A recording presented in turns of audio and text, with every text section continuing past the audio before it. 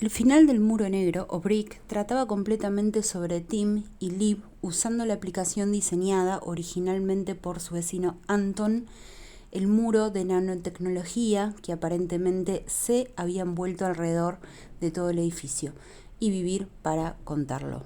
Esta pareja habían tenido un matrimonio caótico y Liv había planeado dejar a Tim en plena noche y reiniciar su vida. Cuando ambos despertaron, descubrieron que las puertas y las ventanas del edificio de todos los departamentos estaban totalmente bloqueados por un muro impenetrable. Como las paredes y los pisos entre los departamentos podían ser cortados o golpeados, la pareja se puso en contacto con los vecinos del lado, Marvin y Anna, Yuri, Lea y Oswald, los de abajo, y mientras todos ellos ideaban una forma de descifrar el código de esta extraña trampa en la que estaban, Yuri parecía estar contra el concepto de salir, ya que creía que esos muros los estaban protegiendo de algo catastrófico, como por ejemplo una tercera guerra mundial. No sabían qué había ocurrido afuera, de hecho él fue quien mató a Anton por intentar derribar esos muros y luego mató a Leah por intentar hacer lo mismo. Y estaba listo para matar al resto de los vecinos si era necesario. Así que los miembros sobrevivientes ataron a Yuri y comenzaron a trabajar en su escape. ¿Lo lograron? Con una gran advertencia de spoilers, les aviso, vamos a descubrir qué fue lo que pasó. Recordemos que el actor de Yuri, Murathan Muslu, lo hemos visto anteriormente en Mindfulness para asesinos y fue genial su interpretación. Bueno, seguimos. ¿Qué estaban haciendo estas personas cuando quedaron atrapadas por el lugar? Vamos a explicar por qué existía en primero este muro. Mi análisis sobre este muro se basa en lo que se reveló a lo largo de la película, ¿sí? Bien supimos que Anton, el empleado de la empresa llamada Epsilon Nano Defense, esta empresa está ubicada en Hafen City, en Hamburgo, el país de Alemania. Vimos que un incendio había estallado en esta ciudad, según los reportes de la noticia, el periódico que escuchamos durante los primeros momentos finales de la película.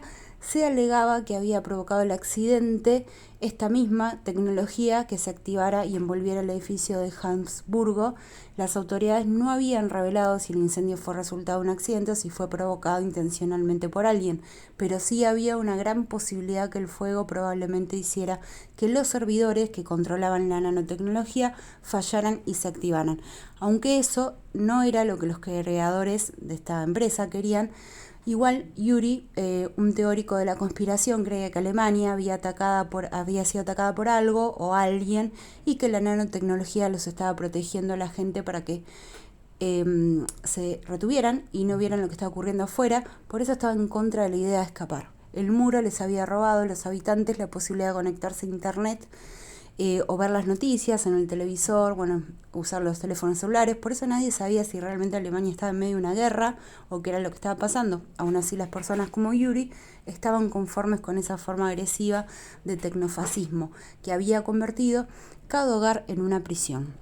La constante información, guerra, paranoia causadas por los medios tradicionales y los expertos del Estado profundo en redes sociales habían podrido la mente de Yuri.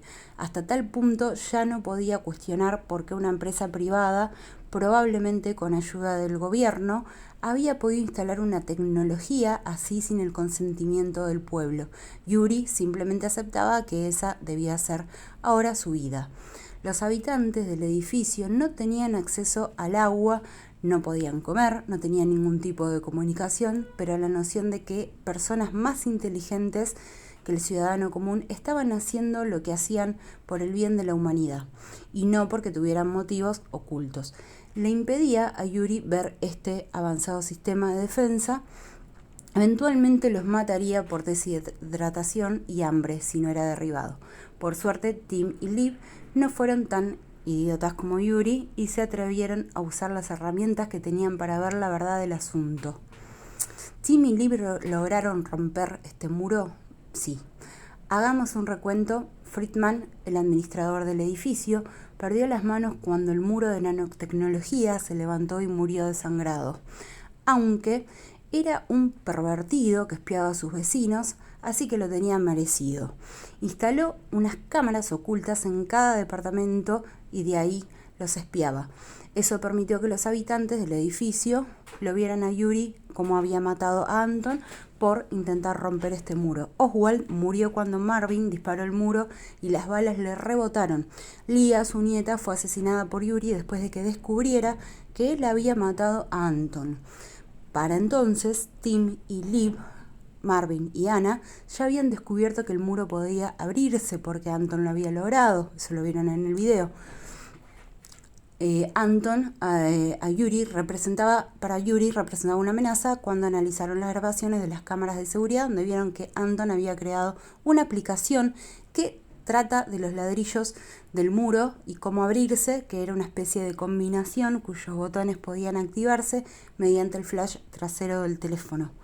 Como Tim era gamer y sabía programar, logró recrear la app de Anton con el teléfono roto. Sin embargo, su primer intento fue un fracaso colosal, ya que mató a Anna. Como Yuri se estaba riendo con una actitud de se los advertí y se los dije, Marvin le disparó en el pecho y luego se suicidó, porque este mismo se demostró que era incapaz de vivir con la pérdida de su novia. Eso dejó que Tim y Liv siguieran luchando por sobrevivir solos por su cuenta, y ahora bien la pareja, casi separada, ya había pasado por mucho. Incluso antes de que apareciera el muro, Liv había sufrido un aborto espontáneo y en lugar de procesarlo juntos, Tim había levantado un muro metafórico a su alrededor contra ella. Él creía que al hacerlo no solo estaba protegiendo a Liv, emociones que sentía, sino que también se protegía a sí mismo del dolor por la muerte de su primer hijo.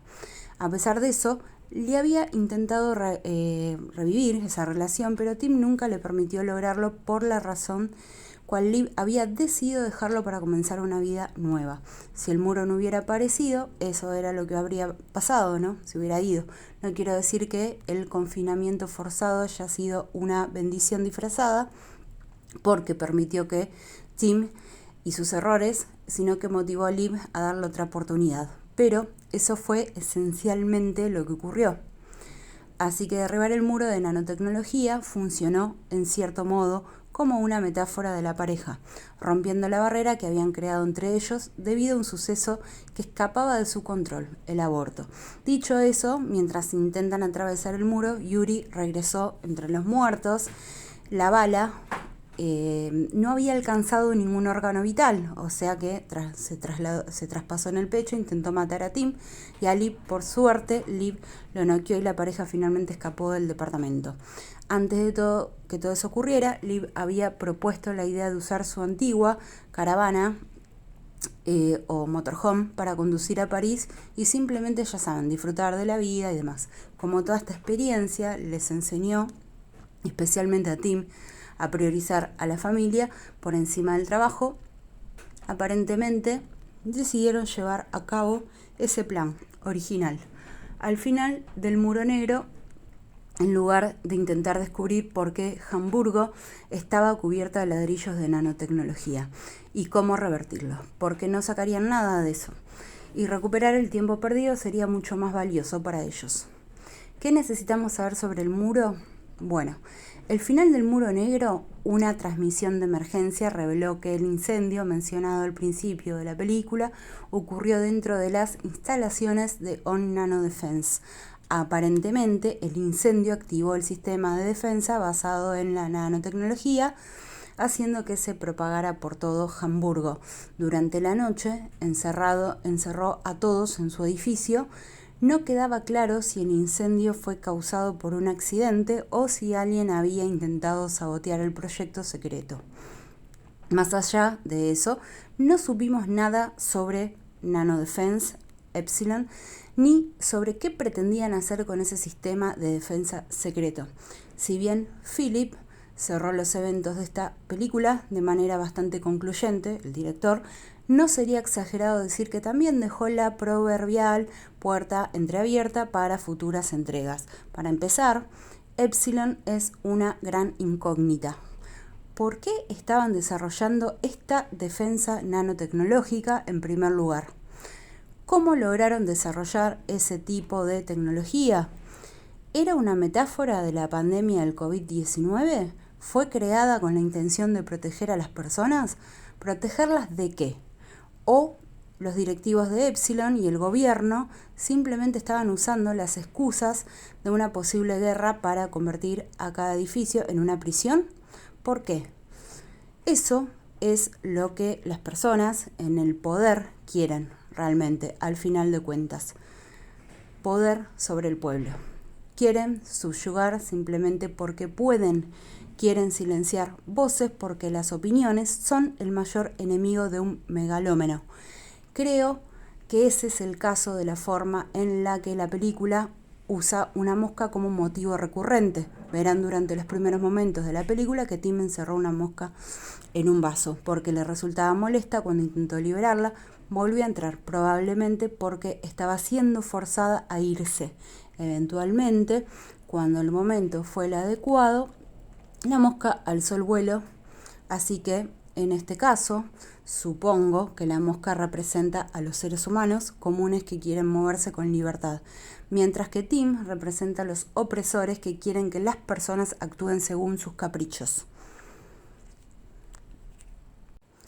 Sé que es una metáfora débil sobre la subyugación, pero hay algo en ella que hace pensar que Epsilon creó un sistema secreto de defensa, porque el gobierno les pagaba para deshacer cualquier progreso que el país hubiera logrado desde 1945. A los que están en el poder no les gustaba cómo se ejercía la libertad de expresión, y por lo tanto crearon una fusión de fascismo y nanotecnología. Sin embargo, el viaje de Tim y Liv es una prueba de que mientras las personas tengan la voluntad de vivir, nada puede impedirles alcanzar la libertad. En cuanto al acto de activar la nanotecnología, hay una gran probabilidad de que algún empleado de Epsilon haya descubierto el verdadero propósito del muro, probablemente intentó destruirlo y terminó activándolo. O activarlo era precisamente el punto. Y este informante quería mostrarle al mundo el proyecto inhumano en el que Epsilon estaba trabajando. Además, la activación del muro de nanotecnología pudo haber sido hecha a propósito para pulir sus fallas. En el gran esquema de las cosas, unas cuantas víctimas no importan para Epsilon o para el gobierno mientras puedan aprender que la comida y el agua serán un problema si este sistema secreto de defensa se activa, así que tal vez esto fue solo una prueba y una vez que la histeria en torno al incidente se disipe y a todos los que no lograron salir con vida sean olvidados, Epsilon volverá a trabajar en un muro que no pueda ser derribado como el de 1989. Gracias por mirar hasta el final y síganme si les gustó la película y no dejen de verla, a mí sinceramente me encantó.